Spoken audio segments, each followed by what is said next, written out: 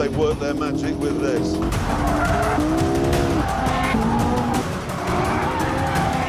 You see Ferrari waggling its tail there. This isn't. This grips onto the road like a terrified toddler grips onto its mother's hand. So, Lewis Hamilton, watch and learn. This is how you pass a Ferrari. Well, I'm crashing into it. Oh, yes.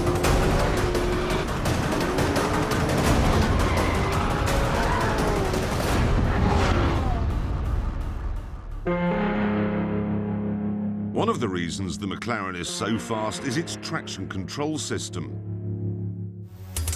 A system that really comes into its own in the rain.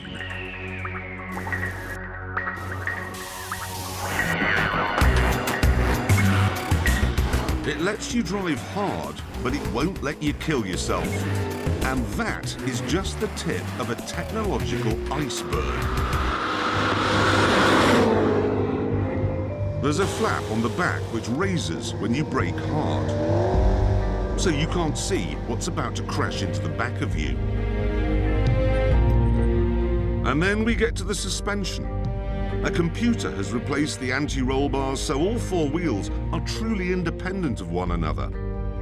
This gives you better cornering and, more importantly, a better ride. Over the years, we've seen the Stig cutting this corner, putting two wheels on the grass to get the best possible lap times.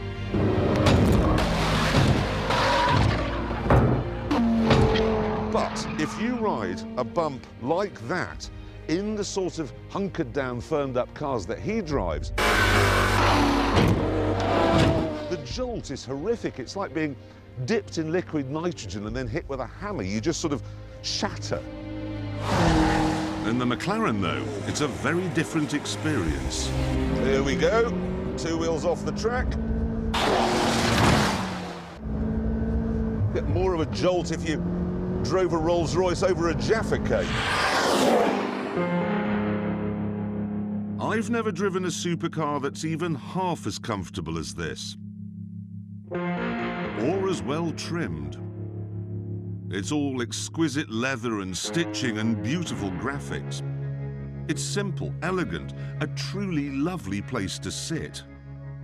So yes, in every scientific and mathematical way, this is better than a Ferrari 458. It'll even do 30 miles to the gallon. But there's something missing, something that can't be measured, something you can't really put your finger on. There's no zing.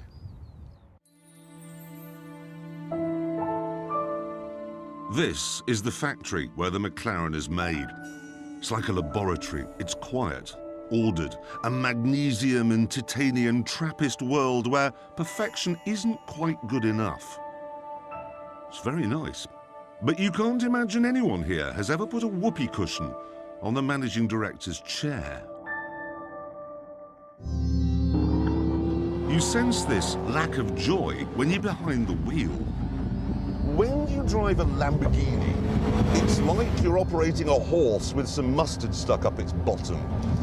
But when you drive this, it's like you're operating the sort of machine they use, I imagine, in ophthalmic surgery.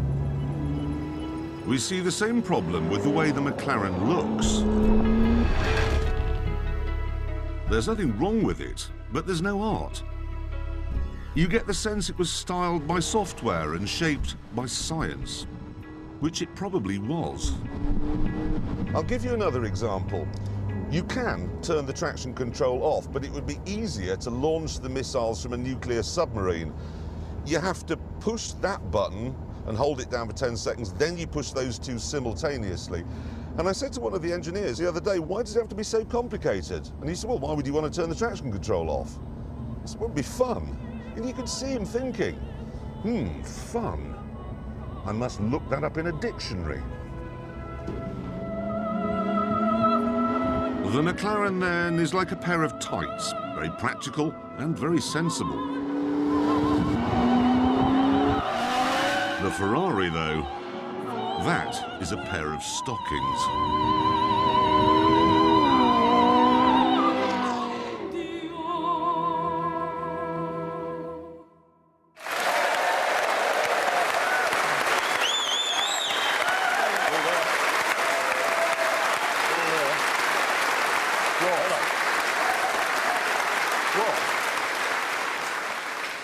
What are you on about?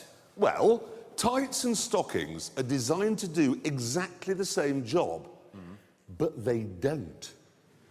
I don't know, I only wear socks, Jeremy. Can we just move on from the hosiery, chaps, back to the car? Yeah. Is the ride really that good? Like a Rolls-Royce. Unbelievably smooth. And do you know why? Wasn't developed at the Nürburgring. Oh, God, he's off. True fact. True fact. Was developed actually at the Top Gear test track. This car was. So it should be able to set a blisteringly fast lap time. Now, of course, to find out, we have to give it to our tame racing driver. Some say that he refuses to acknowledge the existence of Nottinghamshire. And that he recently received a very strong email from his fiancée's mother saying it's bad manners to sit at the dinner table in a helmet. All we know is he's called the Stig. And it's off. MP4-12C may sound like a fax machine, but this car is fast, no doubt about that. Double clutch gearbox shifting seamlessly, going through the first corner. No dramas whatsoever. Stig listening to ABBA in Spanish. Very weird. Almost as weird as the way it takes Chicago. Strangely calm, that. Squirrely under-braking into Hammerhead. Now the meat of the corner. And it's regained its composure completely. McLaren have actually been fiddling with the car since I drove it, so the ones you buy will have a sharper throttle. And more noise. OK, follow through. A chance to really open up the twin-turbo V8. How much is he going to clip the corner? A lot, but he won't have felt a thing. Just 2 corners to go now. Air brake helping out there. Tyres squealing. Only Gambon left.